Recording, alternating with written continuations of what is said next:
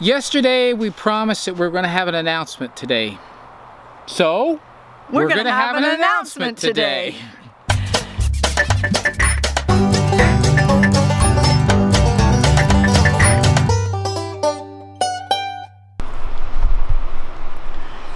Hey, how's everybody doing today? It's a great day. It is. We got a lot done. Don't look tired. You can't be tired. We just jumped out of the shower, so at least we look clean. Finally, wow. Go ahead. Well, what were you going to show them our garden? Yes, we want to start by showing you a little bit about the garden. Earlier in the season, we were concerned that we would get tomatoes. They weren't happening. They were wilted and dying, just and all awful. Kinds of concerns about them. And they've been so neglected. And even though we've pruned them some, they've showed us that they can grow faster than we can prune. Yes. So. Something I want to share, and Rhenda can cut this because she does the editing if she doesn't like this. We were, for the first time in a while, decided to use our lawn tractor, and lo and behold, it's been so dry that there are rocks now sticking up on some areas of the lawn that weren't there before. And a blade caught one of them, and one of the bearings on the deck just shattered. I mean, it went to pieces. This horrible sound started coming out of it. So we had planned on just doing we were going to be selling the machine, and really couldn't sell it that way. So I'm having to replace the bearings. It's laying all over the front yard. But lo and behold, we were one last time to mow the lawn, and wouldn't you know it, the bearing gets broken. But isn't that how homesteading goes? Every time you think you're caught up, something happens, and you got more work to do and more money to spend. Ugh. Right. Anyway, let's go see the garden. This is our beautiful tomatoes. Now, it has not been so beautiful for a long time because they've been laying out everywhere and on the ground. And well, let me explain what happened. When we got started, it was time to plant them, but we hadn't gotten the supports up like they needed to be. Who else has done that? Others, I'm sure. So they started growing. We started getting what we could up for supports, and we started doing some pruning. And then they were struggling, and here, while you talk, I'm going to walk and do this. Okay. So they were struggling, and we were concerned, are they really going to work out? Well, they started growing, and the supports weren't working, and the supports were breaking, and we'd try to prop them up, and we made improvements, and we kept getting lots of them on the ground, and the mice were starting to eat them, and then they started really growing and really producing, and it was like crazy that they were doing. Finally, today, we decided to get out here and get them propped up in a way that they could support themselves, because you can see, as you can see, there's lots of tomatoes. Babe. I mean, that's a pumpkin, right?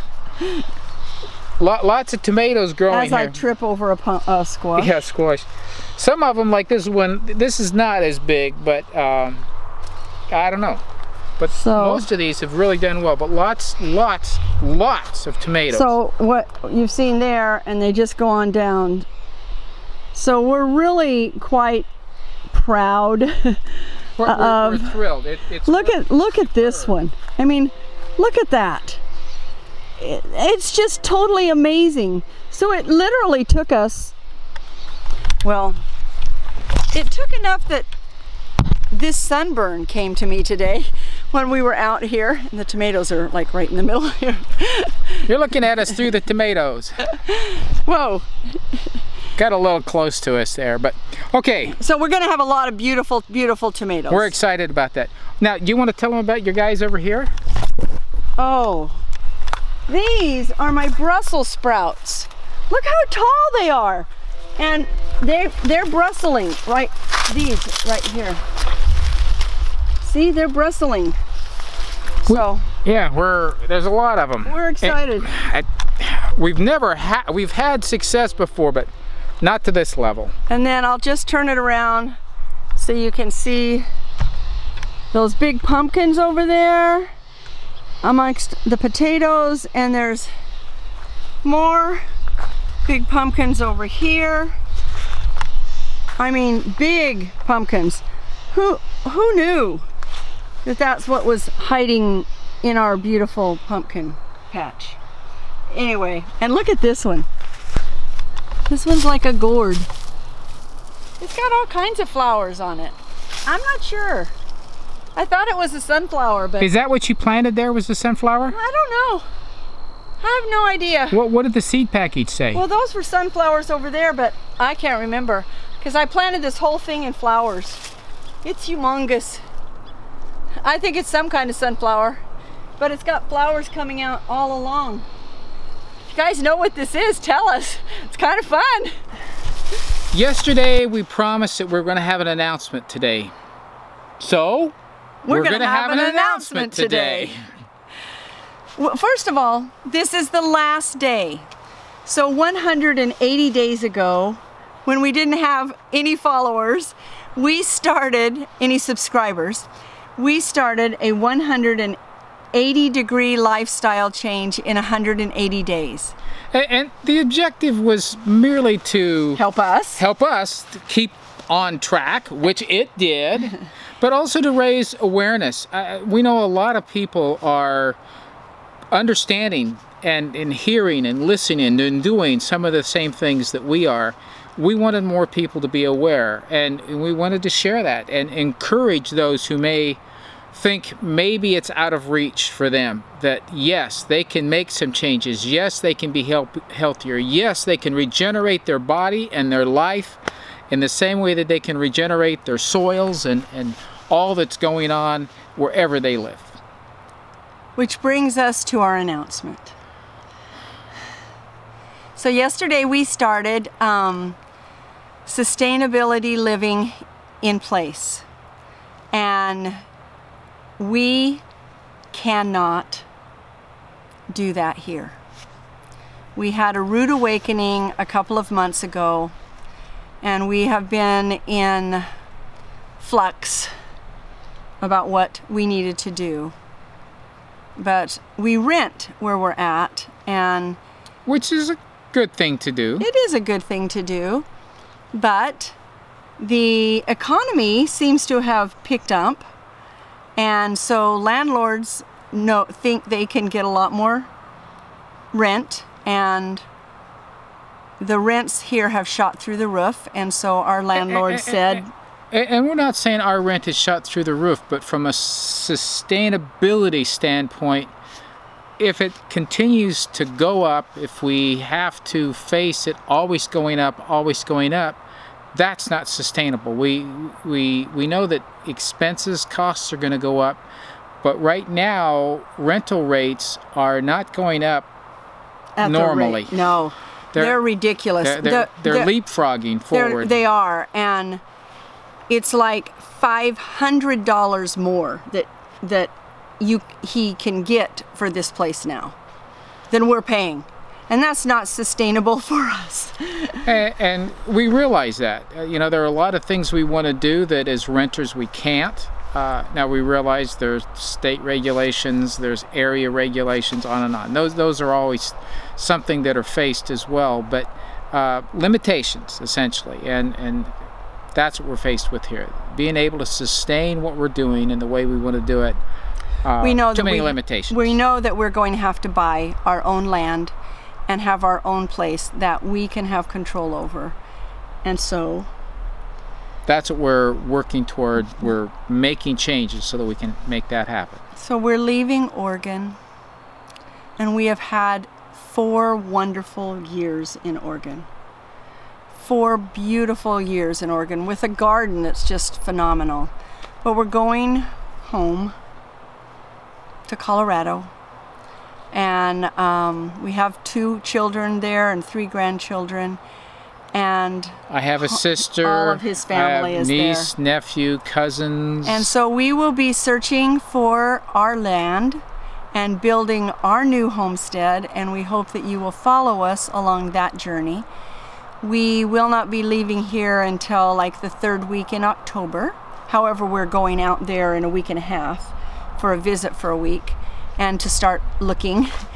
And we'll take you along with us on our looks, and we will help you help us to understand what we need to buy and how we need to buy those it. of you who have gone through this searching process, if you got some insights, share them. Those of you in Colorado, you know, we're from Colorado. We know a fair amount about it. We've not homesteaded per se in Colorado. Although when we did live in suburbia, our entire backyard was a garden. It was. Entire backyard was a garden. And my sister actually lives on a large farm out east of Denver. Large, like over 1,000 acres. I have a nephew that farms it, a niece. She and her husband have been farming. Actually 2 nephews, a nephew and his son, who farm different So we do have an area anyway. in mind that we're going to and looking, and we are excited about it, bittersweet about it. We're leaving some of our children, one of our sons and our grandchildren here, and so we'll be coming back twice a year to visit them.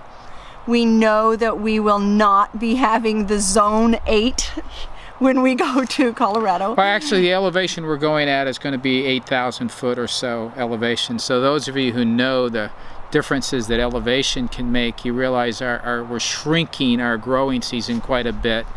But we're going to have a greenhouse, and anyhow, it's a journey that we're taking. We have never been so committed to anything, I don't think, as we are to homesteading. You know, when we first started, it was like, oh, that's a cute little thing, let's do that. And yeah, now, we can include that with what we're doing. Oh, and now it's what we are. It's what we love. It sustains us. Yeah, it is the sustainable lifestyle. It adds to our hardiness approach in ways that we hadn't imagined that it could, to enable us to make it work really well. We're not having to figure out where to go buy the food. We produce it, and we know what it is, and it's healthy. So, and just a quick update, because we've been talking all along that one of our journeys is to get out of debt, and so we're doing the debt snowball, and I think we had 7 debts, and we just paid number 4 off. So yep, couple more to go. So it's rolling forward, and that's going to help us a lot in the things that we want to do. Yeah. So when we're not having to fight with the debt, and we can just grow our homestead. But it's going to be exciting as we look for it. It's going to be exciting as we start to build it. And you know, here we are. We're in our 60s. What we're inviting folks to do. Who gives a care? It doesn't mean anything. It is our sustainability living in place. And that's what we want to show, is it can be done. It needs to be done. We don't need to quit just because our age number has gotten a little bit high. It's what we want to do. It's what we feel we need to do, and it's what we're going to do. So we have Facebook that is Hardiness Approach, and so we will be putting information on there. We also have a website that we'll start putting links to, that we're going to do vlogs a lot. Blog, not maybe daily, but you know, several a week, so that we're blogging our journey. So and we're starting to learn how to use Instagram. For those of you who are big on Instagram, we still don't quite get it. But we're working at it. We're figuring it out. So. Oh, and a second, I'll come back. So don't forget the hashtag sustainability living in place. Yeah. And one of our followers, Simon, has already used it today. I thought it was sustainable living in place. Sustainable living. Yeah, okay, not ability. Sustainable living in place. I can't even say it right. Yeah, we're learning, okay? So one last announcement. We will not be doing daily videos. We will be taking Sunday off so that we 7 days. Okay, go ahead. So that we are separating our work from our Sabbath, because what we've been doing on Sunday when we've done one is to, you know, sit down and be, you know, it's been more reverent for us to do. But we're gonna, whatever will come out on Monday will be done on Saturday, and so we will be skipping that Sunday so that we're not doing it on Sunday. Right, right. And we're still working over the format of those 6 days, what we're going to do on which days. We're going to be adding a little bit to it, but you know, as we do our search for a place, as we do our development of what's going on there, and as it's going to take us a while. We're not going to just rush out and buy the first thing we come across. It's got to be the right kind of place. And those of you who know Colorado know that one of the biggest challenges we have is water. Water. Huge issue. We love looking at these things where, and this is getting a little long, so I'm sorry. Where the ad says, you know, beautiful views, come and do this, come and build that. Oh, you'll need to haul your water. Or they won't say anything, and we're like, water? Tell us about the water. Yeah, water's like so important, but it's ignored on so we know, of we have a list of things that are very, very important to us and what we need to do and have, so. But those of you who are there in Colorado who have solved these problems of finding a place and getting the homesteading started, let us know some of the information that would help us instead of us figuring it out the hard way. If you got the tricks, share. We've already told our son, look for eggs and milk for us. So, all right, well, thank you, and subscribe and like and click, and see you. We will see them tomorrow. Because we'll have another one tomorrow. So take care.